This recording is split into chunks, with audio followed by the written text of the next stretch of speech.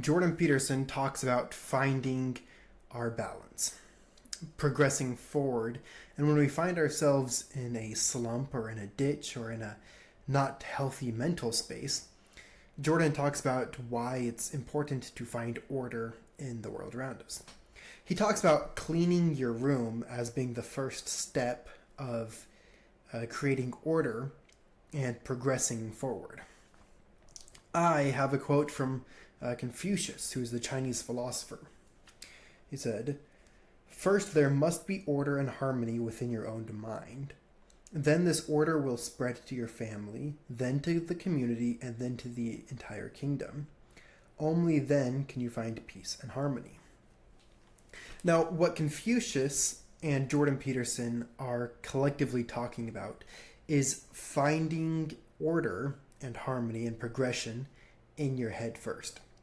The reason why Jordan Peterson recommends cleaning your room is because he says that there is virtually no difference than the chaos in your mind and the chaos in the environment around us.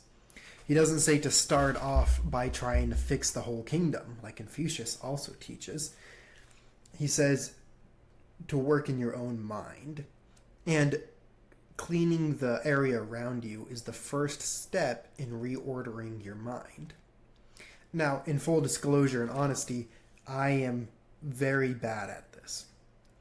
But it helps me reflect in times in my life where I was in lower times, not healthier mindsets. And that's a common theme, is there's a mess around me.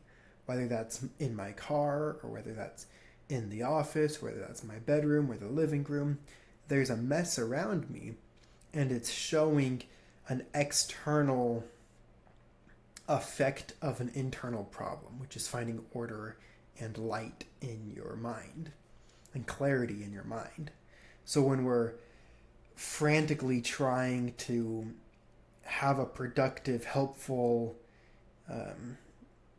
goal-achieving world, we need to have a clear, orderly headspace. And if we have a clear, orderly headspace, the default is an orderly home. Anyways, I thought it was interesting that you have philosophers from over 1,000 years apart to teach the same principle. And the principle here is, before you can change the world, before you can have your vision of reality completely take over, you need to fix the smallest piece in your life.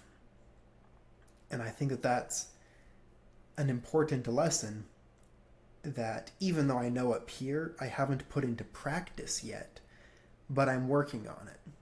And furthering working on that is where productivity will stream from.